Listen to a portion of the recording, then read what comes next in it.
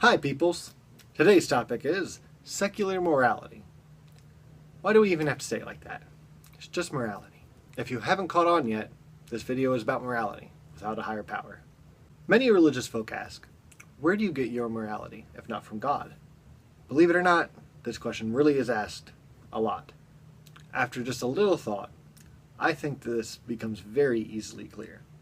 You see, you can't take morality from the Bible without ignoring some immoralities like, oh, by the grace of God. Almost turned right to what I was looking for. And then I did. Now because the people of Baal have forsaken God, you gonna fuck them up. Jeremiah 19:9. And I will cause them to eat the flesh of their sons and the flesh of their daughters, and they shall eat every one of the flesh of his friend. In the siege and in the distress, wherewith their enemies, and they shall seek their lives to afflict them.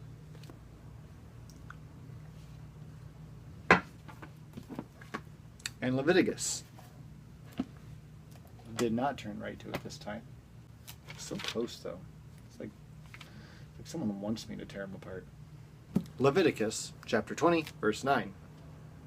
Verse 9. And for everyone that curseth his father or his mother shall surely be put to death. He hath cursed his father or mother, his blood shall be upon him. Again, I need a drink. Just a few verses later, chapter 20, verse 13. If a man also lie with mankind, as he lieth with a woman, both of them have committed an abomination. They shall surely be put to death. Their blood shall be upon them. I like you guys too much. In chapter 21, verse 9. Again, verse 9. And the daughter of any priest, if she profane herself by playing the whore, she profaneth her father. She shall be burnt with fire. This Irish whiskey kind of burns like fire. Maybe it's a whore. Happy St. Patrick's Day, by the way. Wash it down with some wine. No, I'm out of wine.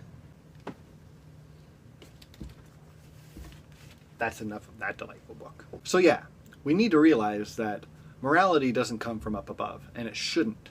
Don't get me wrong, humans aren't perfect either. With all the wars fought over territory, love, riches, it's really hard to say that we have the cleanest history to say that we know what's right and wrong. But, since we're the only ones around to do it, let's see what we can come up with. I want to briefly note something very important. I am not any kind of moral philosopher, at least not properly. The ideas that I'm going to share are the ones that I find compelling, or some that I've come up with on my own. That does not make them objectively true. So whether you like these concepts or not, maybe do your own research if this strikes your fancy. Stay skeptical. We can look at how we come up with morality in a variety of ways. How might morality come about? Through evolution. You can see in some ape groups that the alpha is not chosen by who is the most selfish and most aggressive, but who is the most altruistic. That alpha earns trust, respect, and likability. You can see how the opposite works in our own societies. If a person is known for being a liar, con man, physically aggressive, or just a flat-out dick, people tend to steer clear. No one likes an asshole, no one wants to help the asshole. When you have a strong altruistic leader, it promotes that characteristic throughout the rest of that community. And when communities work together, often with other communities, they can accomplish a lot. Yes, there are times where the roughest and toughest get the followers.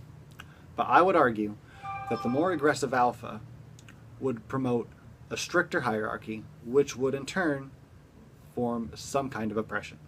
Often groups like that are more limited when it comes to groupthink and advancements that you would get in a more civilized, altruistic society.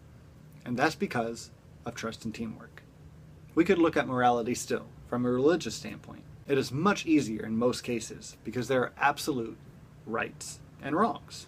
If a God worried about an act says, that's wrong, then by golly, it's immoral. But the big issue with God's telling you what is and isn't moral is that then it's not necessarily morals. Moral acts aren't based off of fear, duty, and authority. That's just following orders. Moral acts and thoughts are more or less based off the rights and wrongs, based on well-being.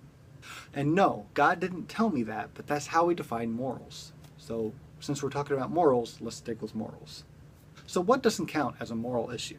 I'm so glad you asked, because this is very difficult for a lot of people. Is petting a rock immoral? No, that rock doesn't have well-being. So it's not moral either. It's just weird. Is pushing a fat guy off a cliff immoral?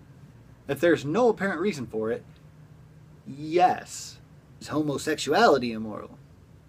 As long as it's consensual, it's neither moral or immoral. Perfect example of not a moral dilemma. Is eating a cow to eat its tasty bits immoral? Well, now you have to decide if you think a cow is a sentient being, which it is. And then you have to think about every steak you've ever eaten. See, morals are fun, and steak is delicious. Something that helped me figure out how to approach this topic of morals is this foundation formula that I've kind of come up with. Maybe it will help you, or maybe you'll come back and say, Mac, that's not how that works. Either way, I'd like to share what I've come up with.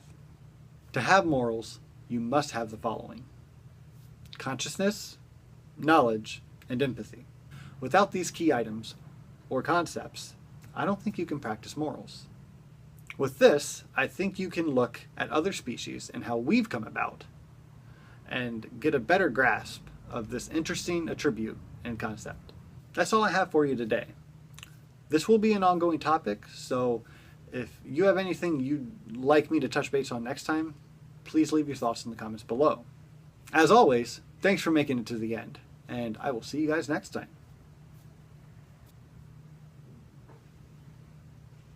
Example, example, example, example, example.